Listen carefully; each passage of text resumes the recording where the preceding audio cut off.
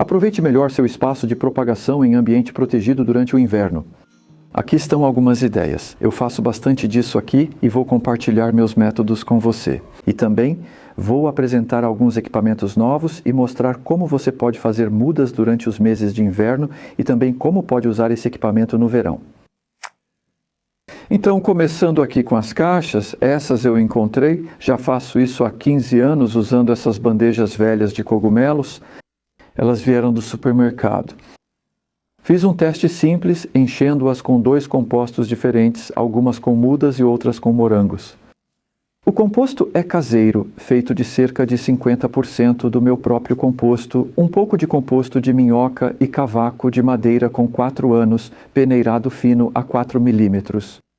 Confira detalhes sobre esse composto em um vídeo que fizemos em janeiro sobre como preparar seu próprio composto para vasos.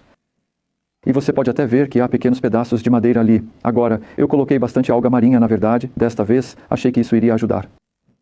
Consegui uma ótima alga marinha da Irlanda. Vou deixar o link na descrição.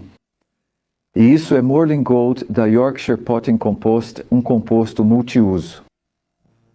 Uso esse às vezes e também o Peat Spit Free. Gosto muito desses 2 compostos orgânicos que resistiram ao tempo. Dão plantas muito boas, então o que eu fiz aqui foi colocar em cada caixa uma planta de coentro ali. Essas mudas foram semeadas há 1 mês, em meados de setembro, agora é meados de outubro. Já estamos quase na última chamada para o plantio e está ficando tarde para semear, infelizmente. Semeando sementes. Então, se você está pegando algumas ideias aqui, precisa lembrar de semear essas sementes. Em setembro do ano que vem, setembro é o mês-chave para semear sementes e conseguir que as mudas passem o inverno. Que não cresçam muito antes do inverno, mas já estejam bem enraizadas, como veremos a seguir. Temos coentro e cerefólio, uma erva de inverno fantástica. Elas ficarão em ambientes sem aquecimento. Esta é uma estufa sem aquecimento, chega a congelar aqui dentro, pode chegar a menos 7, menos 8 graus. No último inverno, por exemplo, isso dá cerca de 18, 19 graus Fahrenheit. E essas plantas conseguem tolerar o congelamento. Elas crescem melhor, com mais vigor, se não congelarem, mas não vão morrer por causa da geada. Depois temos as clássicas para volume no inverno, que são a mostarda verde resistente à geada, a mostarda de salada de inverno e a rúcula. Então, novamente, tem uma de cada. Essas são semeadas em grupos, 2 por torrão, e eu vou realmente plantar essas para que você possa ver como eu faço. Estou tirando as folhas inferiores amareladas. Você pode ver que tem um belo torrão de raízes ali que cresceu no meu próprio composto. Você pode ver que estou colocando elas bem fundo, na verdade isso já é fundo o suficiente para uma alface. Eu não vou realmente preencher todo esse buraco e...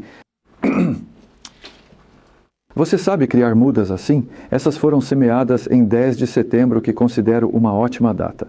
Vou preencher esse aqui um pouco, na verdade, e depois pressionar, garantir que tenha um bom contato ali, e então vou fazer o mesmo na outra bandeja. O que vou fazer com essas plantas é continuar colhendo elas durante o inverno. Eu acho que a partir de hoje, meados de outubro, a primeira colheita pode ser lá para novembro, em cerca de 6 semanas, talvez, e pode haver outra antes do Natal. Elas ficam quietas e dormentes quando está escuro, começando a ser colhidas no final de janeiro, umas 2 vezes em fevereiro, toda semana em março e até abril. Essas vão começar a crescer então. Então, uma longa sequência de pequenas, mas muito bem-vindas colheitas durante o inverno dessas bandejas, que vão ficar lado a lado ali. Voltaremos aqui em breve, com certeza, para vídeos de propagação na próxima primavera. Podemos analisar essas, assim você vê o andamento e compara. Posso te contar minhas colheitas. Morangos, isso aqui, eu só fiz pela primeira vez no ano passado. E peguei essas plantas, esses são estolhos que eu mantive em vasos. Então, basicamente, eu peguei um estolho de uma planta de morango. Se você olhar suas morangueiras e notar caules longos se estendendo, às vezes você vê uma plantinha nova com raízes crescendo. Se conseguir pegar algumas, essas aqui tinham poucas raízes. Mas dá para ver que há raízes se desenvolvendo ali. Na verdade não são muitas, mas há raízes novas. Basicamente isso é o principal que estamos vendo. Essas aqui, sabe? Talvez eu tente cultivar nos vasos no inverno, já que morangos não exigem muito espaço para as raízes nessa época. Talvez então eu plante elas na primavera se eu conseguir encontrar alguma coisa, mas essas aqui podem florescer no final de março, começo de abril e dar alguns frutos no final de abril, começo de maio.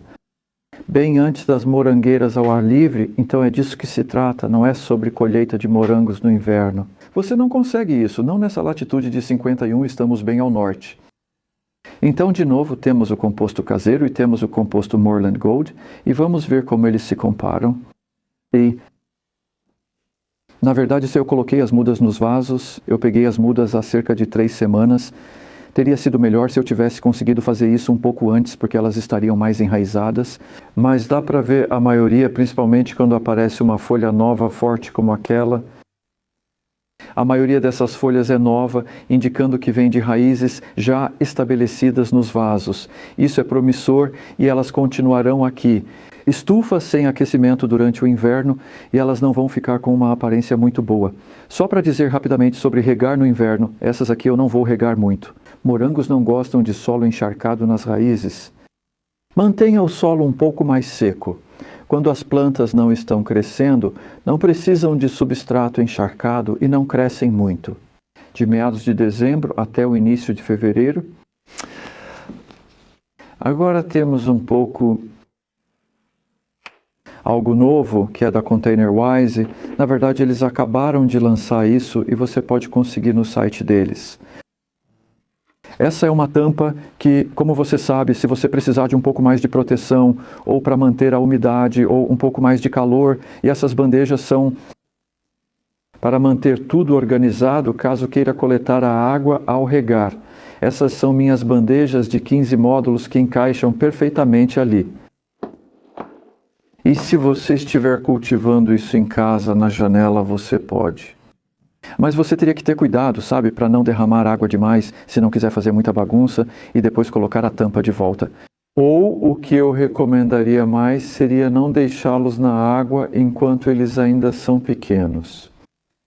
Mas tendo uma bandeja como esta aqui, na verdade você pode ver mais claramente ali. Você vê como a água está apenas no fundo da bandeja do módulo e esse é um 30, então ele se encaixa ali de forma bem justa. E se eu tirar isso e colocar isto ali para plantas mais maduras, isso as manteria por um tempo de qualquer forma, embora na verdade estas já estão quase prontas. Mas há várias maneiras de brincar com esse tipo de coisa, e aqui está um exemplo aqui em cima, onde na verdade é uma comparação lado a lado. O que eu fiz foi, então, esses ficam com um pouco de água no fundo. Essas são bandejas de módulo CD60 e eu não sei se conseguimos ver as raízes saindo pelo fundo. Ainda não, mas essas bandejas absorvem a água antes das raízes chegarem ao fundo, então funcionam nesse sentido.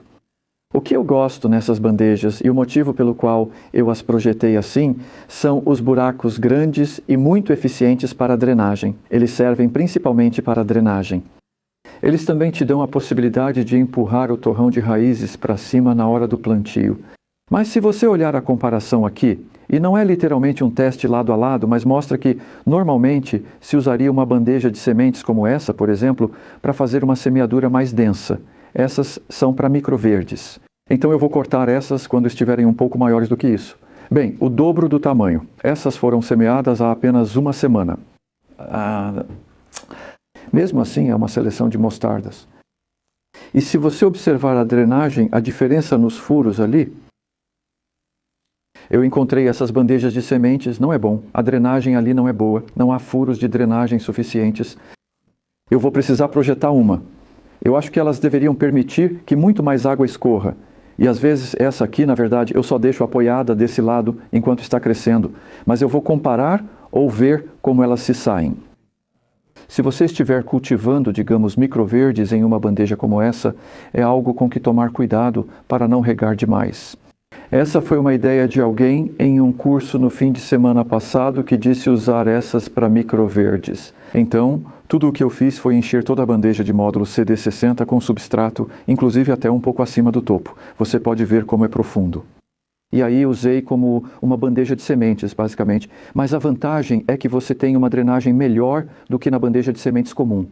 E então, se você quiser fazer isso em casa, até mesmo sob luzes artificiais, porque obviamente mesmo no peitoril da janela no inverno, o nível de luz não é ideal. Você pode conseguir um crescimento mais forte se usar luz de cultivo de LED. Você pode fazer assim ou desse jeito. Muitas opções. Então divirta-se durante o inverno cultivando algumas mudas e plantas, até mesmo para colher alimentos.